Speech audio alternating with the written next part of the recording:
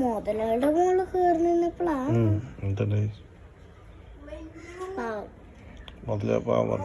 മുതലൊന്നും പറഞ്ഞില്ല. ഞാൻ തൊട്ടപ്പോഴേക്കും ഒരു പാവായി പോയി. മുതല കരഞ്ഞ ചേട്ടനാണെന്ന് സംഭവിക്കില്ല.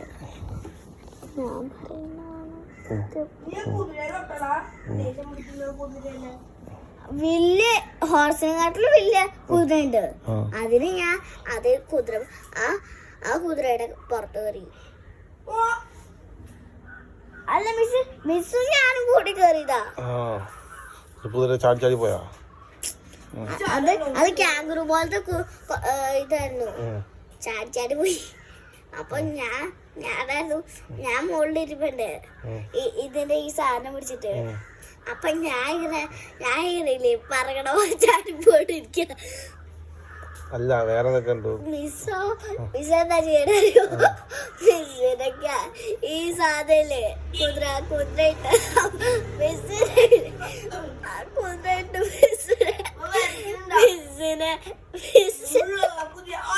പറയണ്ട. നല്ല കോടി എന്താറിയോ? കുതിര പുറത്ത് കയറിയതാ. ഞങ്ങളുടെ മിസ് തെറിച്ചു പോയി. തെറിച്ചു പോയിട്ട് ഞാനെ പിടിച്ച് എന്താറിയോ? മിസ് ഇങ്ങനെ വീണു. അപ്പോഴത്തേക്ക് ഇങ്ങനെ വീണു. അപ്പോഴത്തേക്കില്ലേ ഞാൻ കൈ പിടിച്ചു.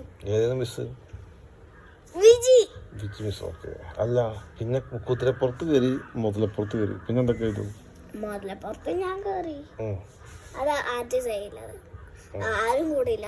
മുതലേക്ക് ജീവൻ ഉണ്ടാവുന്ന അതോ ജീവനത്തോത്തില് ജീവൻ തന്നെ ശരിക്കും? പപ്പയ്ക്ക് പേടിയുള്ള നീ പേടിച്ചാണ് കയറി. നീക്ക് ഇത്ര ധൈര്യട്ടോ? അന്മേഷിനെ ഞാൻ തൊട്ടുണ്ട്. ബേർഡ്സിന്റെ കയ്യില് പപ്പ കണ്ടിട്ടില്ലേ? തത്ത കടിച്ചിട്ട് എനിക്കൊരു വേനയില്ല. പിന്നെ വേറെ ഒരു കാക്ക വരാണെങ്കിൽ ഇടിച്ചു പൊക്കണേ. എന്താ അറിയോ? ഒരു കാക്ക എന്റെ കയ്യിൽ വെറുതെ ഇരിക്കരുത്. അപ്പൊ ഞാൻ ചമ്മതിയാക്കും. അല്ല പിന്നെ എന്തൊക്കെ? പാമ്പിനെ കഴുത്തിലിട്ടു. ചുമ്മാ അല്ല പപ്പ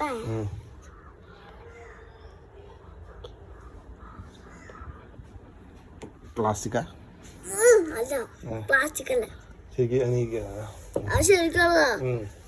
മിസ്സു ഞാൻ ഒരു സ്പൈഡർ കേട്ടാ ഭീകരമായിട്ടുള്ളത്. ആ സ്പൈഡർ എന്നെ കടിച്ചിട്ടില്ലേ? സ്പൈഡർ കടിക്കുന്ന സ്പൈഡർ പക്ഷെ എന്നെ കടിച്ചില്ല.